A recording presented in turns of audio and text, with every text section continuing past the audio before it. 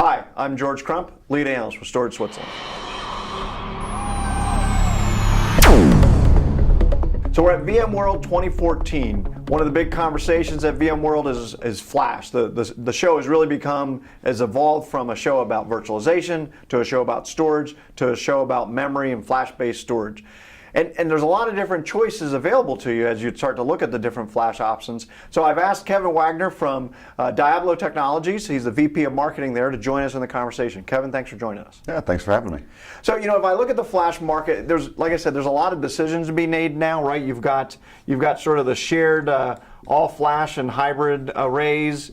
You've got which go to a switch, of course, and go into a server. But then in the server, now we've got a bunch of different options. We've got, of course, SSD drive type of technology that goes there, and we've got sort of the popular PCIe architecture. You guys really have a new way to get this data going to the CPU faster, and it's sort of that memory bus architecture. So if I have my CPU in there, that's got to be my best path to the CPU, right? Yeah, absolutely. That's going to be shortest distance. It's going to be the lowest latency, and really is going to be going to give you the best flexibility that you can get. You can add a few modules in there, as many as you need. And it just looks like a physical piece of memory, right?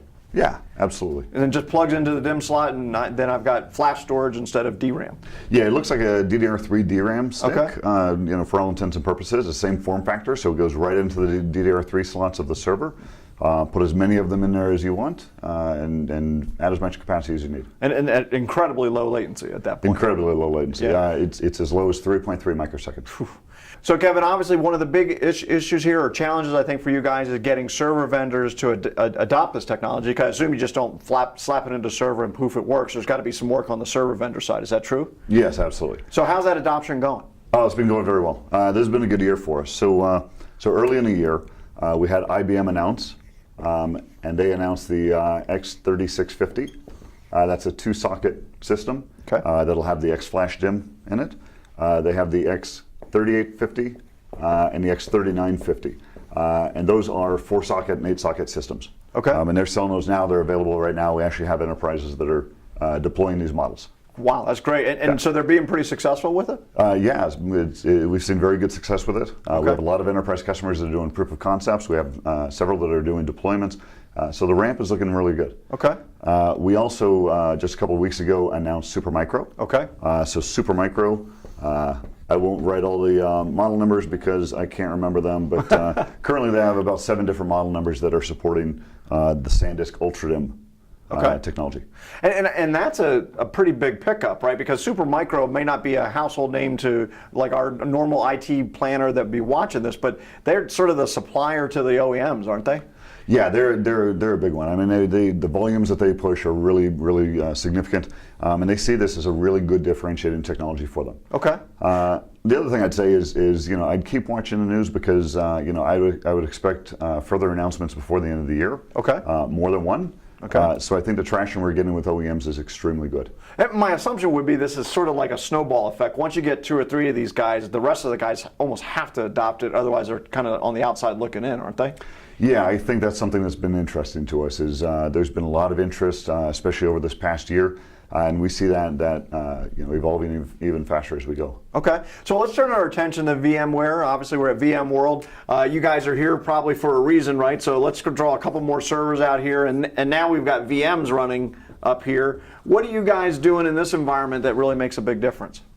Okay, so one of the key technologies for us is vSAN, VMware's virtual SAN technology. Right. Mm-hmm. We've been working very closely with VMware. They've been a fantastic partner of ours.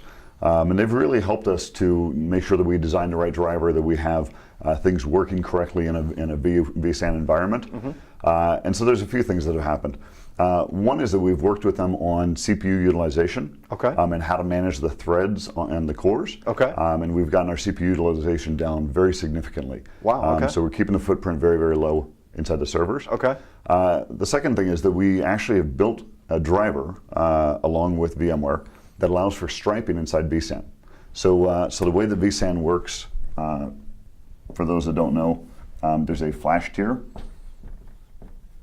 and there's a data tier, and that data tier has a number of spindle drives in it. Right. Right. And that's known as a disk group. Right. Mm-hmm. And so in that disk group, you can have one flash device, and you can have up to 7 drives in a data tier. Right. Okay. In our case, we've done something very unique and different.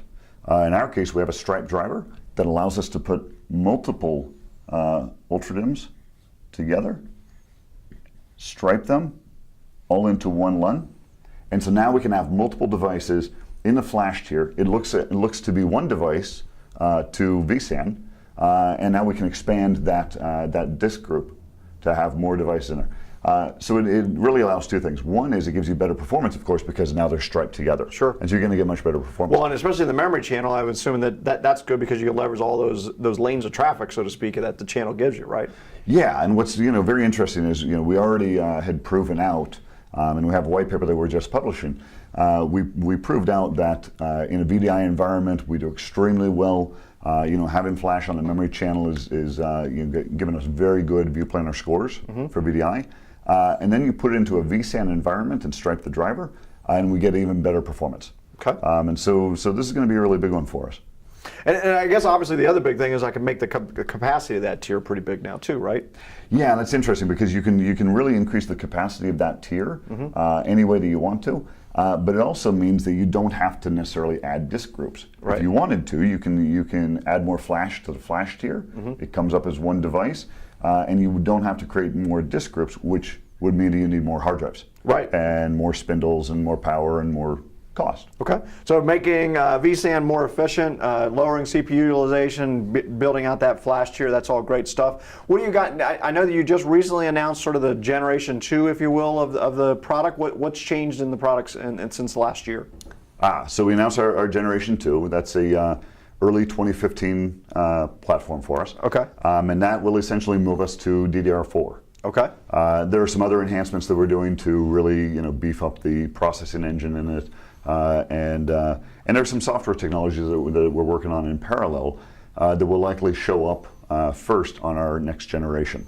Okay, and so the net impact to the user of this type of technology is what? Even lower latency, higher performance, better density. What's the net for those guys? So there's a few things. One is DDR4, so we'll go into the DDR4 systems. Right. So that'll give better performance.